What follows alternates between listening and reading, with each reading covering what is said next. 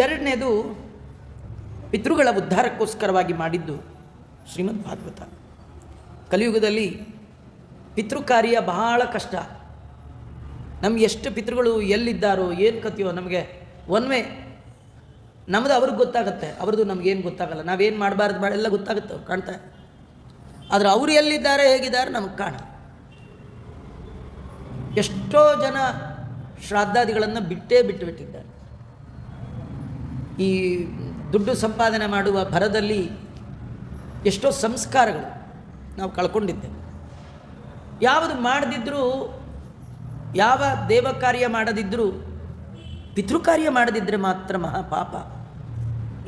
ದೇವ ಕಾರ್ಯಕ್ಕಿಂತಲೂ ವಿಶಿಷ್ಟವಾದದ್ದು ಪಿತೃಕಾರ್ಯ.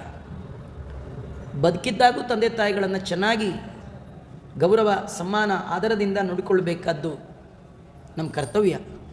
ಸತ್ತ ಮೇಲೂ ಅಷ್ಟೇ ಗೌರವ ಪುರಸ್ಸರವಾಗಿ ಅವರಿಗೆ ಮಾಡಬೇಕಾದ ಸಂಸ್ಕಾರ. ತಾಯಿ ಮಕ್ಕಳನ್ನು ಪಡೆಯೋದೇ ಮುಖ್ಯ ಉದ್ದೇಶ ಪಿಂಡ ಪ್ರದಾನ ಅಂತ.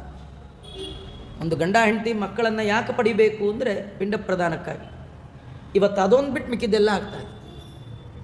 ಅದೊಂದು ಮಾತ್ರ ಇಲ್ಲ, ಇದ್ದಾಗೆ ಹಾಕಿದ್ದೀವಿ ಆಚಾರ್ಯ ಅಂತ ಕೆಲವರು, ಹೋದಾಗೇನು ಇದ್ದಾಗೆ ಹಾಕಿಬಿಟ್ಟಿದ್ದೀವಿ.